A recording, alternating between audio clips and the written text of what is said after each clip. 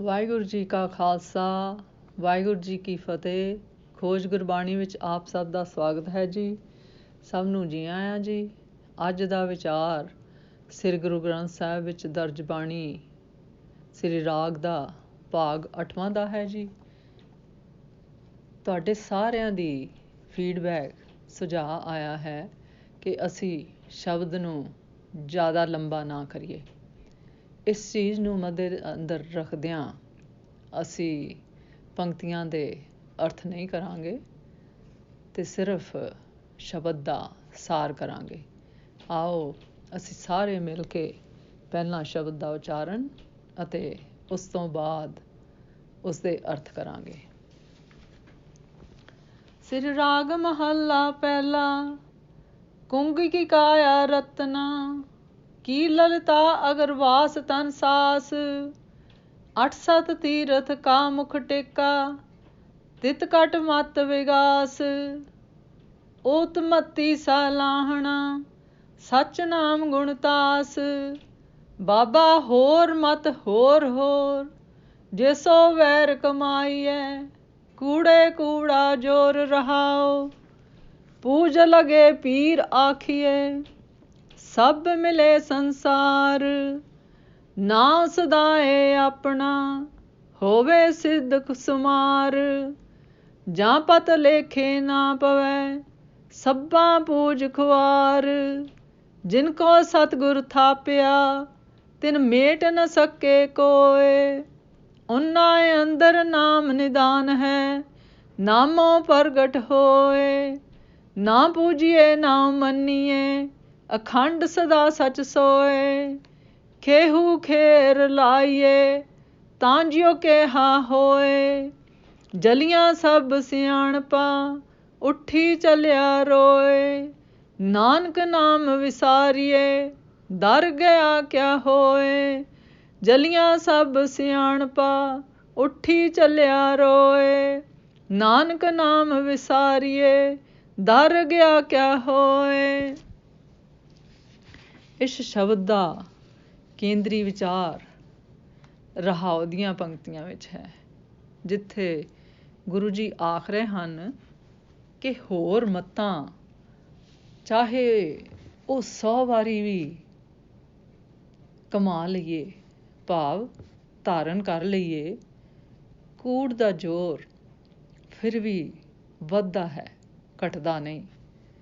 ਇੱਥੇ ਇਹ ਵਿਚਾਰਨਾ ਬਣਦਾ ਹੈ ਕਿ ਗੁਰੂ ਜੀ ਕਿਹੜੀ ਮੱਤ ਨੂੰ ਸੱਚ ਦੱਸ ਰਹੇ ਹਨ, ਜਿਸ ਦੇ ਮੁਕਾਬਲੇ ਬਾਕੀ ਸਭ ਮੱਤਾਂ ਝੂਠੀਆਂ ਹਨ। ਗੁਰੂ ਜੀ ਆਖਦੇ ਹਨ ਕਿ ਉਹ ਸੱਚੀ ਮੱਤ ਗੁਰਮਤਿ ਦੀ ਹੈ। ਗੁਰੂ ਜੀ ਪ੍ਰਚਲਿਤ ਕਰਮ ਕਾਂਡਾਂ ਨੂੰ ਕੂੜ ਆਖ ਰਹੇ ਹਨ। ਇਸ ਸ਼ਬਦ ਵਿੱਚ ਗੁਰੂ ਜੀ ਨੇ ਆਮ ਘਰਾਂ ਅਤੇ ਮੰਦਰਾਂ ਵਿੱਚ ਹੁੰਦੀ ਹੋਈ ਪੂਜਾ ਵੱਲ ਇਸ਼ਾਰਾ ਕੀਤਾ ਹੈ ਅਤੇ ਤੀਰਥਾਂ 'ਤੇ ਜਾਣ ਦੀ ਰੀਤ ਨੂੰ ਵੀ ਕੂੜ ਆਖਿਆ ਹੈ। ਗੁਰੂ ਜੀ ਆਖ ਰਹੇ ਹਨ ਕਿ ਕਿਸੇ ਮੂਰਤੀ 'ਤੇ ਕੇਸਰ ਦੇ ਟਿੱਕੇ ਲਾਉਣ ਦੀ ਬਜਾਏ ਆਪਣੀ ਕਾਇਆ ਨੂੰ ਕੇਸਰ ਦੀ ਨਿਆਈ ਪਵਿੱਤਰ ਬਣਾ, ਭਾਵ ਕਿ ਆਪਣੇ ਸਰੀਰ ਨੂੰ ਗਾਲ ਨਾ, ਬਲਕਿ ਉਸ ਨੂੰ ਹਰੀ ਦਾ ਮੰਦਰ ਸਮਝ, ਜਿਸ ਵਿੱਚ ਅੰਦਰਲਾ ਤੀਰਥ ਕੀਤਾ ਜਾਂਦਾ ਹੈ ਅਤੇ ਗੁਰਮਤਿ ਗਿਆਨ ਦੇ ਸਰੋਵਰ ਵਿੱਚ ਟੁੱਬੀ ਲਾਈ ਜਾਂਦੀ ਹੈ। ਫਿਰ ਸਮਝਾਉਂਦੇ ਹਨ ਕਿ ਆਪਣੇ ਬੋਲਣ ਵਾਲੇ ਸ਼ਬਦਾਂ ਨੂੰ ਉਹ ਪਵਿੱਤਰ ਫੁੱਲਾਂ ਦੀ ਨਿਆਈ ਅਕਾਲ ਪੁਰਖ ਅੱਗੇ ਅਰਚਨਾ ਬਣਾ ਕੇ ਰੱਖ।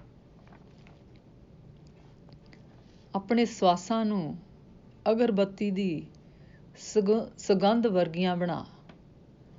ਇਸ ਤਰ੍ਹਾਂ ਅਕਾਲ ਪੁਰਖ ਦੀ ਅਸਲੀ ਪੂਜਾ ਹੁੰਦੀ ਹੈ। ਗੁਰੂ ਜੀ ਬਾਹਰਲੇ ਕਰਮ ਕਾਂਡਾਂ ਨੂੰ ਝੂਠ ਕਿਉਂ ਆਖ ਰਹੇ ਹਨ? ਉਹ ਇਸ ਕਰਕੇ ਕਿਉਂਕਿ ਬਾਹਰੀ ਧਾਰਮਿਕ ਕਰਮ ਕਾਂਡਾਂ ਅਧਿਆਤਮਿਕ ਗਿਆਨ ਦੀ ਪ੍ਰਾਪਤੀ ਨਹੀਂ ਹੁੰਦੀ, ਜਿਸ ਦੇ ਬਗੈਰ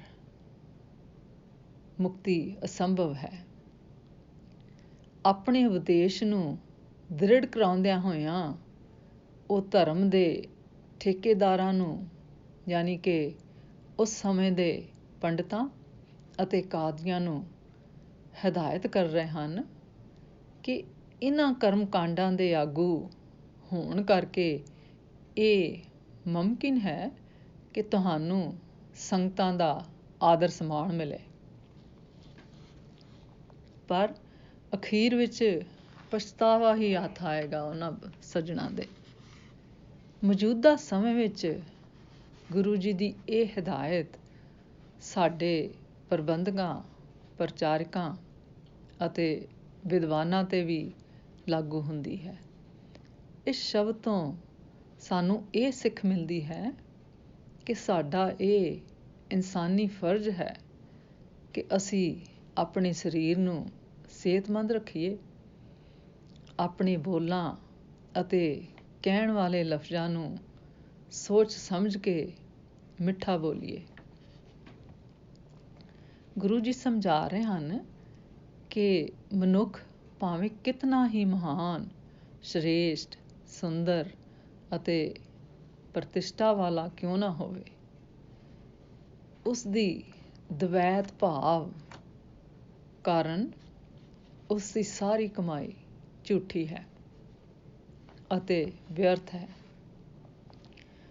ਉਸ ਅਕਾਲ ਪੁਰਖ ਦਾ ਨਾਮ ਦਾ ਸਿਮਰਨ ਮਨੁੱਖ ਦਾ ਪਰਮ ਸ੍ਰੇਸ਼ਟ ਕਰਤੱਵ ਹੈ। ਨਾਮ ਨੂੰ ਭੁਲਾਉਣ ਨਾਲ ਪਰਮੇਸ਼ਰ ਦੇ ਦਰ ਉੱਪਰ ਪ੍ਰਤਿਸ਼ਠਾ ਪ੍ਰਾਪਤ ਨਹੀਂ ਹੁੰਦੀ। ਸਭ ਤੋਂ ਅਤਿ ਜ਼ਰੂਰੀ ਕੰਮ ਅਸੀਂ ਆਪਣੇ ਗੁਰਮਤਿ ਨੂੰ ਅਪਣਾਈਏ। ਅੱਜ ਦਾ ਵਿਚਾਰ ਕਰਦਿਆਂ ਮੇਰੇ ਕੋਲੋਂ ਅਨੇਕਾਂ ਭੁੱਲਾਂ ਹੋਈਆਂ ਹੋਣਗੀਆਂ, ਉਸ ਵਾਸਤੇ ਮੈਂ ਖਿਮਾ ਦੀ ਜਾਚਕ ਹਾਂ ਜੀ। ਵਾਹਿਗੁਰੂ ਜੀ ਕਾ ਖਾਲਸਾ, ਵਾਹਿਗੁਰੂ ਜੀ ਕੀ ਫਤਿਹ।